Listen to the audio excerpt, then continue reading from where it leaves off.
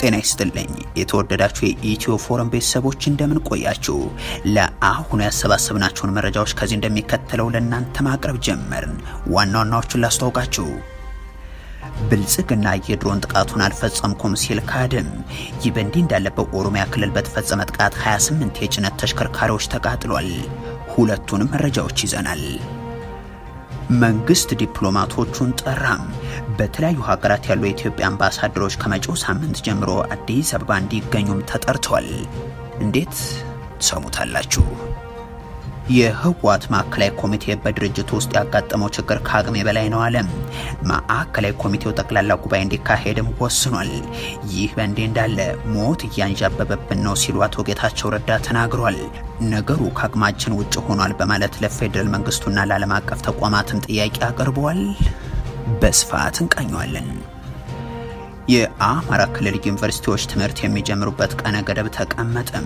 ከመደበኛ የትምህርት ማስጀመሪያ ጊዜያቸው 6 ወራትን የዘገዩት በአማራ ክልል ውስጥ የሚገኙ ዩኒቨርሲቲዎች ክልሉ በታወጀበት ጦርነት ውስጥ ቢሆንም ተማሪዎቹን የመቀበያ ቀነ ገደብ ግን ተቀምጦላቸዋል እንመለከተዋለን ሶማሊላንድ የቀይ ባህር ጉዳይን በተመለከተ መግለጫ አውጥታለች አሁን የተፈጠረው ቀውስ ይረግብ ዘንድ እንጠይቃለንም ብላለች የተወደዳችሁ የኢትዮ ፎረም ቤተሰቦች አብራችሁን ስትቆዩ እነዚህንና ሌሎችን መረጃዎችን ታደምጣላችሁ ሰናይ ቆይታ ይሆንላችሁ ብልጽግና የድሮን ጥቃቱን አልፈጸምኩም ሲል ካደም ይበንዲ እንዳለ በኦሮሚያ ክልል በተፈጸመ ጥቃት 28 የጭነት ተሽከርካሪዎች ተቃጥሏል ከሰሞኑ ውጊያ ዳግም በተለያዩ የኦሮሚያ ክልል አካባቢዎች ያገረሸ ሲሆን በድሮን ጥቃቶችም ጭምር የታገዘም ሆኗል ከቀናት በፊት በሆሮ ጉድሮ ወለጋ ኮምቦልቻ በሮ የተፈጸመው ድሮን ጥቃትም 11 ሰላማዊ ዜጎችን ለሞት ዳርጓቸዋል በሮ ተብሎ በሚጠራው ስፍራ ላይ የተፈጸመውን የድሮን ጥቃትም በሙሉ ወንጌል ቤተክርስቲያን ላይ ያነጣጠረ ስለመሆኑ ዓለም አቀፍ መገናኛ ብዙሃን ዘግቧል በዚህ ጥቃት የቤተክርስቲያኗ የገቢ ምንጭ ሆነና የደረሰ ሰብል በመሰብሰብ ላይ የነበሩ የቤተክርስቲያን አገልጋዮች ወዲያውኑ ተገድሏል ኦነግም ለዚህ ማረጋገጫ የሚሰጥ መግለጫ አውጥቷል በሰዎች ላይ ከደረሰው ጉዳት ባሻገር በቤተክርስቲያኒቷ ንብረት ላይም ጉዳት ተስተናግዷል ይሁን እንጂ የብልጽግናው መንግስት ይህን የድሮን ጥቃት አልፈጸምኩም በሚል ክዷል የብልጽግናው መንግስት ቃል አቀባይ ለገሰ ቱሉም ባሳለፍነው ሰኞ በኦሮሚያ ክልል ሆሮ ጉድሮ ወለጋ ዞን በባህሩ ሙሉ ወንጌል ቤተክርስቲያን ቀጠር ግቤ የተፈጸመውን ይህን የድሮን ጥቃት ፍጹም ሐሰት በማለት እንዳስተባበሉትም ሮይተርስ ዘግቧል ሮይተርስ ግን በድሮን ጥቃቱ 8 ሰዎች መገደላቸውንና 5 ሰዎች መቁሰላቸውን ከዓይን እማኞች ተረድቻለሁ ብሏል ከሟቾቹ መካከል 2 የቤተክርስቲያኒቷ ዲያቆናትና አንድ ዘማሪ እንደሚገኙበትም ዘገባው ጠቅሷል ከቆሰሉት ውስጥ ደግሞ 3ቱ በሕክምና ላይ ያሉ መሞታቸውን ኢትዮ ፎረም ሰምቷል ብልጽግና ግን እንደተለመደው ይህንንም ክዷል በሀገሪቱ ሌላ የድሮን ጥቃት የሚሰነዝር አካል ይኖር እንደሆነ ግን ሚኒስትሩ አልተናገሩም የመከላከያ ሰራዊቱ አዛዥ ፊልድ ማርሻል ብርሃኑ ጁላም ከ2 ወራት በፊት ድሮንን አልተጠቀምንም ቀርጻቸው አሳዩ በሚል ከካዱ በኋላም በቅርቡ ደግሞ እየተጠቀምን ነው ቻሉት ሲሉ ሰላማዊ ዜጎች ጭምር እየተገደሉበት ያለን ጥቃት እያከናወኑ እንደሆነና እንደሚቀጥሉ ገልጸው ነበር ጠመንጃ እጅ ላይ ሲገባ አገር የገዛ መስሎ የገባበት ነው ቻለው አሁን ለውጊያ ነው ድሮን የተሰራው የገዛ ነው ልንዋጋበት ነው እንጂ ድሮን አለን ይያልን በሚዲያ ልንገልጸው አይደል የጽንፈኛው ስብስብ ስናገኝ እንመታለን በድሮን ገጥሟል እኮ እኔ መሳሪያ ሊመርጥለት ነው አይ ድሮን ታውና ክላሽ ለክላሽ እንግጠም ነው ይያለ ከገጠምክ ደግሞ ቻለው ይህ በእንዲህ እንዳለ በኦሮሚያ ክልል በተፈጸመ ጥቃት 28 ተሽከርካሪዎች መውደማቸው ተሰምቷል ከትናንት በስቲያ ከአዲስ አበባ ወደ ወሊሶ በሚወስደው መንገድ ላይ ጥቃት ሰንዝሮ ተሽከርካሪዎች መቃጠላቸውንና አሽከርካሪዎች መያዛቸውን መዘገባችን ይታወሳል አሁን የወጡ መረጃዎች እንደሚያመለክቱት ደግሞ በዚሁ በደቡብ ምዕራብ ሸዋ ዞን በቾ ወረዳ አዋሽ በኔ ቀበሌ በሌሊት በተፈጸመው በዚህ ጥቃት 4 ሰዎች ሲገደሉም 28 ተሽከርካሪዎች ቤንዚን እንዲርከፈከፍባቸው ከተደረገ በኋላ መቃጠላቸው ታውቋል እነዚህ የጭነት መኪኖችን የሚያሽከረክሩና በረዳትነት ከሚሰሩት ውስጥ ከተገደሉት ባሻገር የተወሰኑት በጥቃት አድራሾቹ የተወሰዱ እንዳሉ ቀሪዎቹ ደግሞ ሩጠው ማምለጣቸው ምን የተሰማው ከወሊሶ ወደ አዲስ አበባ በመጓጓዝ ላይ በነበሩ ተሽከርካሪዎች ላይ የተፈጸመውን ጥቃት በተመለከተ ኃላፊነት የወሰደ አካል ግን የለም መንግስት ዲፕሎማቶቹን ጠራም። በተለያዩ ሀገራት ያሉ የኢትዮጵያ አምባሳደሮች ከመጪው ሳምንት ጀምሮ አዲስ አበባ እንዲገኙም ተጠርቷል። የሀገርን ብሔራዊ ጥቅም ሳይሆን የብልጽግናውን መንግስት ወንጀሎች በመደበቅና ጦርነትን በማዳመቅ የሚታወቁ ያገዛዙ ዲፕሎማቶች ወደ አዲስ አበባ እንዲሄዱ የተጠሩት ከመጪው ማክሰኞ በኋላ ለሚካሄደው ስብሰባ መሆኑ ታውቋል። መንግስት ከአበዳሪዎቹም ከረጂዎቹም ሆነ ከአጋሮቹ ጋር የተቆራረጠና በዓለም አቀፍ ደረጃ ብድሩን እንኳን መክፈል የማይችል ተብሎ የተፈረጀ የሆነው በሀገር ውስጥ በተከተለው የጦርነት ፖሊሲ መሆኑ በተደጋጋሚ ተዘግቧል። አገዛዙ የእርስ በርስ ጦርነቶችን በማካሄድ ላይ የሚገኘው ድርድርና ውይይት እንዲያካሄድ ሲጠየቅ ከመደምሰስና ከመያዝ ውጭ ለድርድር አልቀመጥም በማለቱና በዚህ ሚሊዮኖችን ለግድያ በዳረገው ውጊያ ውስጥ መዝለቁም በዓለም ፊት ያለውን ገጽታም አበላሽቶበታል። የራስን ህዝብ መግደልና ማፈናቀል አቁም ያሉትን አካላትንም በመደለያ የሚታለል መንግስታት ተጠብቆ ሲል ከርሟል። በመደለያ በኢትዮጵያ ህልውና የሚደራደር ኢትዮጵያዊ ማጠብቁ ስህተት ነው። እሱ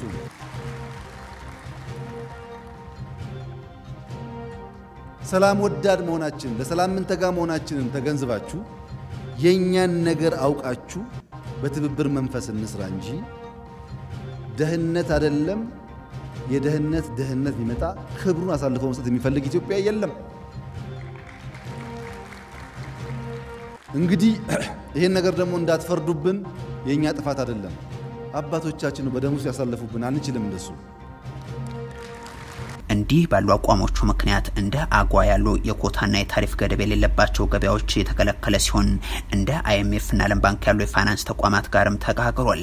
አሁን ደግሞ የአፍሪካ ልማት ባንክና የኢትዮጵያ ኃላፊዎችን ደብድቦና አስሮ ካባረረ በኋላ ሀገሪቱ የዲፕሎማቲክ ማህበረሰቡን መብት የማታከብር ተደርጋ እየተዘገበባት ነው።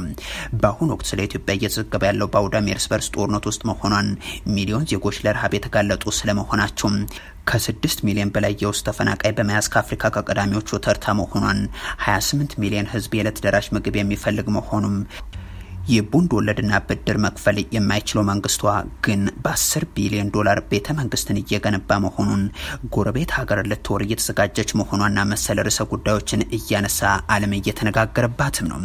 በዚህ ሂደት ውስጥ ገጽታውን እንዲገነቡ ጦርነቱን የህልውና መሆኑን እንዲያስረዱም በየሀገሩ የመደባቸው ዲፕሎማቶቹንም ጠርቷቸዋል። ከሚቀጥለው ማክሰኞ ጀምሮም በዚህ በወየበስሙ ጉዳይ ላይ ስብሰባ ያደርጋሉ ተብሎ ይጠበቃል። ስብሰባውን የሚመሩት ደግሞ የውጭ ጉዳይ ሚኒስትሩ አቶ ደመቀ መኮንን ሲሆኑም ጠቅላይ ሚኒስትሩን በአምባሳደሮቹ ስብሰባ ላይ ተገኝተው ምክር ይሰጣሉ ተብሎ እንደሚጠበቅ የውጭ ጉዳይ ሚኒስትር ምንጮች ለኢትዮ ፎረም ተናግረዋል። የህወሓት ማዕከላዊ ኮሚቴ በድርጅቱ ውስጥ ያጋጠመው ችግር ከአቅሜ በላይ ነው አለም። ማዕከላዊ ኮሚቴው ጠቅላላ ጉባኤ እንዲካሄድም ወስኗል። የፓርቲው ቁጥጥር ኮሚሽን ከ49 ዓመታት በፊት የተመሰረተው ህወሓት በመፍረስ አደጋ ላይ መውደቁን ከገለጸና የድርጅቱ ማዕከላዊ ኮሚቴ ከአንድ ወር በላይ ለስብሰባ ከተቀመጠ በኋላ ችግር ከአቅሜ በላይ ነው ብሎ መግለጫ አውጥቷል። የቁጥጥር ኮሚሽኑ ህወሓት በፈጣን የቁልቁለት ጉዞ ላይ መሆኑን ገልጾም የህወሓት አመራር አንድነትና መተማመኑን አጥቷል ሲል ከገለጸ በኋላ ዛሬ ከፓርቲው ማዕከላዊ ኮሚቴም ጋር በጋራ መግለጫ አውጥቷል። በመግለጫውም አሁን ያለው የህወሓት ችግር ከማዕከላዊ ኮሚቴው አቅም በላይ መሆኑ የተጠቀሰ ሲሆን የሚፈታው በጠቅላላ ጉባኤ ነው ብሏል። መግለጫው ከማዕከላዊ ኮሚቴ በላይ ነው ያለውና በውስጣችን አጋጥሞናል ያለው ችግር በዝርዝር ባያስቀምጥም ከዚህ በፊት የቁጥጥር ኮሚሽኑ ባወጣው መግለጫ የድርጅቱ አመራር የመምራት ብቃቱ ተዳክሞም አንድነትና መተማመን ቸግሮት መግቢያ መውጫው ጠፍቶበታል። የፓርቲው ማዕከላዊ ኮሚቴ ከህግ ውጭ በራሱ መንገድ እየሄደ ነው በማለት የፓርቲው ማዕከላዊ ኮሚቴ ያለበትን ችግር ዘርዝሮ ነበር። ይህንን ጉዳይ ያላካተተው የኮሚሽኑና የፓርቲው ማዕከላዊ ኮሚቴ ጋራ መግለጫም ፓርቲው ገብቶበታል የተባለው ችግር ከማዕከላዊ ኮሚቴው አቅም በላይ ስለሆነም ጠቅላላ ጉባኤ እንዲካሄድና በጉባኤውም ችግሩ እንዲታይ ተወስኗል ብሏል። ኮሚሽኑ ከዚህ በፊት የፓርቲውን ጠቅላላ ጉባኤ ህገወጥ በሆነ መንገድ ያራዘመው ማዕከላዊ ኮሚቴ ሆኖ በማለት መወንጀሉ ግን አይዘነጋም። ይህንን አጋጥሟል የተባለውንና ከማዕከላዊ ኮሚቴው አቅም በላይ እንደሆነ የተነገረለትን ችግር ለመፍታት የሚጠራው ጠቅላላ ጉባኤም በአጭር ጊዜ ውስጥ እንዲካሄድ መወሰኑ ታውቋል። በዚህም ከህወሓት የቁጥጥር ኮሚሽኑና ከህወሓት አባላት የተውጣጣ ኮሚቴ ጉባኤውን እንዲያዘጋጅ ይደረጋል ተብሏል። የማንፈታው ችግር የለም በሚል መፈክር የሚጠናቀቀው የፓርቲውና የኮሚሽኑ መግለጫም በድርጅቱ ውስጥ አጋጥሟል ያለውን ችግር ግን በአንድ ገጽ ተኩል መግለጫው ከ4 ጊዜ በላይ ጠቅሶታል። እንዲያም ሆኖ ችግር የሚለውን ቃል ደጋግሞ ከማስቀመጥ ባለፈ ዝርዝር መረጃ የለውም። የቁጥጥር ኮሚሽኑ እየተካሄደ በነበረው የማዕከላዊ ኮሚቴው ስብሰባ ላይ እንዲሳተፍ ይፋዊ ባልሆነ መንገድ መጠራቱንና ነገር ግን ስብሰባው ግልጽነት የጎደለው በመሆኑ መሳተፍና ለመምረጡን መግለጹም ይታወሳል። ከአንድ ወር በላይ የተካሄደውና ከፍተኛ አመራሮቹ ግለ ሂስ የተከናወነበት የማዕከላዊ ኮሚቴው ስብሰባ የተለመደና ዘላቂ መፍትሄ የማያመጣ ሲል ኮሚሽኑ አጣጥሎትም ነበር። ይህ በእንዲህ እንዳለ ሞት እያንዣበበብን ነው አሉ አቶ ጌታቸው ረዳም። ከአቅማችን ውጭ ነው በማለት ለፌደራል መንግስቱም ጥያቄ አቅርቧል። በትግራይ ረሃብና ሞት እያንዣበበ ነው ሲሉ የገለጹት የጊዜያዊ አስተዳደሩ ፕሬዝዳንት አቶ ጌታቸው ረዳም ከ1977 በኋላ ታይቶ በማይታወቅ ሁኔታም እጅግ የከፋ ድርቅ መከሰቱን ገልጿል።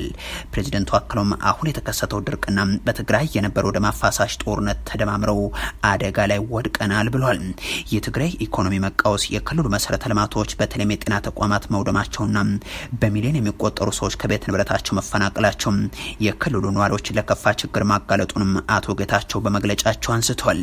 ስለሆነም ጊዜያዊ አስተዳደሩ የፌደራል መንግስትና ዓለም አቀፉ ማህበረሰብ በትግራይ እያንዣበበ ያለውን ረሃብና ሞት ለመታደግ ህጋዊና ሞራላዊ ግዴታቸው ሊወጡ ይገባል ብሏል።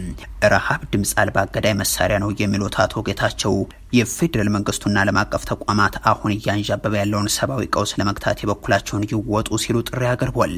ፕሬዝዳንቱ በመግለጫቸው ማዕከላዊ መንግስቱም ሆነ ሌሎች አካላት አፋጣኝ ምላሽ መስጠት ይጠበቅባቸዋል ሲሉ አንስተዋል።